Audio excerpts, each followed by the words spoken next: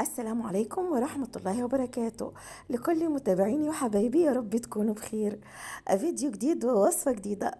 والنهاردة هنعمل طبق حلو قوي، طبق كده يدفينا في الشتاء وفي البرد ده. طبعا كلنا بنحب نفطر ونتعشى بطبق الفول السخن اللي بيدفينا ويدينا طاقة وحيوية ونشاط. هنعمل النهاردة طبق الفول بطريقة حلوة، بطريقة سهلة، هيبقى طعمه حلو قوي. بس قبل كده، أنا عزة مصطفى، ويشرفني ويسعدني إنكم تشتركوا في القناة وتفعلوا الجرس، وكمان تحطوا لايك للفيديو علشان يوصل لكم كل جديد.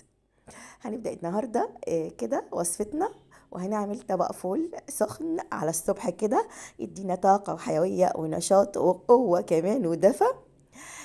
بدأت هنا اهوت اقطع الخضار اللي هعمل بيه طبق الفول. جبت كده طماطم وشطة، وقطعت الطماطم والشطة بالشكل اللي انتوا شايفينه ده علشان هنعمل طبق الفول بتاعنا. طبعا احنا هنا لازم نفطر ونتعشى فول، وطبعا الفول مهم جدا.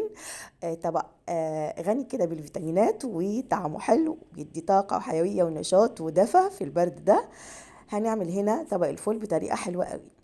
قطعت كمان هنا بصلاية صغيرة، وقطعت الخضار بتاعي اللي هو طماطم وشطة. هبدأ هنا هو أفرم الثوم كده بشكل سريع. وطبعا الثوم أهم حاجة في طبقنا النهاردة، لأنه بيدي ريحة وطعم مش عادي لطبق الفول بتاعنا.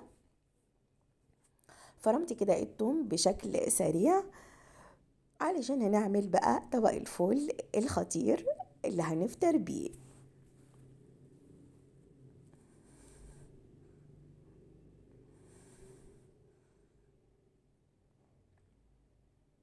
بسرعة هيتعمل وبسرعة هيكون جاهز على السفرة.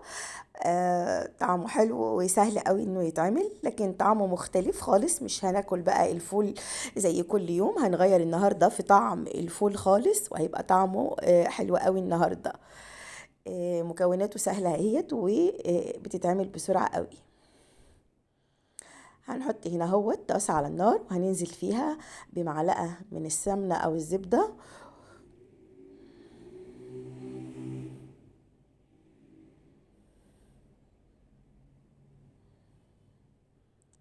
وهنا هنزل بالبصل اللي قطعته كده اهو.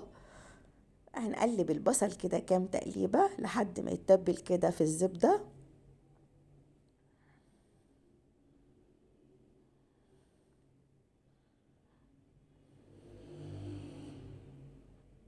طبعا مش هيكون لونه اصفر ولا حاجة، بس هيتبل شوية. وهنا حطيت معلقة التوم اللي فرمتها معاكم دلوقتي. وطبعا مهم جدا اشم ريحة التوم بقى مع الزبدة والبصل، ريحة حلوة قوي كده على الصبح. هنا شوحنا كده تشويحة مش كتير للثوم والبصل مع الزبدة لحد كده ما اشم الريحة الحلوة دي. ونزلنا هنا بطبق الخضار بتاعنا اللي هو الطماطم والشطة. طبعا الشطة مهمة جدا علشان طعم الفول بيبقى حلو قوي بالشطة. وطبعا الناس اللي بتحب الحاجة مشطشطة كده بيبقى حلو قوي.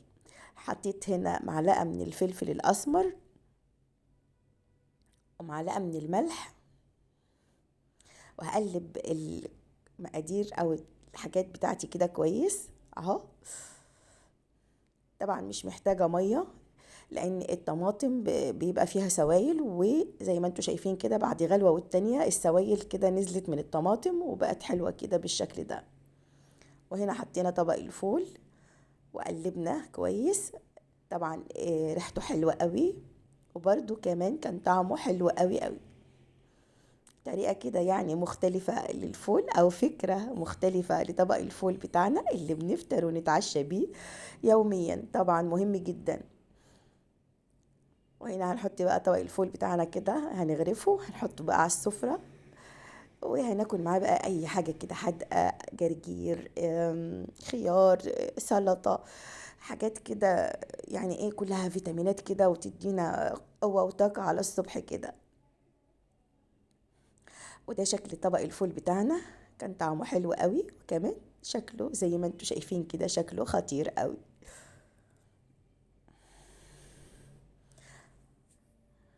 طبق الفول السخن كده على الصبح يدينا طاقة ونشاط وقوة، وطعمه مختلف جدا، وبيدفينا كمان، حاجة كده سخنة وبتشبع كده على الصبح، وحتى برضو في العشاء بيبقى حلو قوي.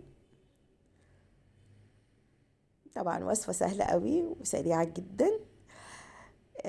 هنحط بقى معاه كده او هنقدم معاه شوية بصل بقى وشوية سلطة. الأكلة كده يعني ايه متكاملة كده، وكلها فيتامينات وحاجة كده جميلة قوي على الصبح. ده كان الفيديو بتاعنا النهاردة، وده كان فطارنا. يا رب يكون الفطار عجبكم النهاردة. لو عجبكم الفيديو متنسوش تحطوا لايك للفيديو،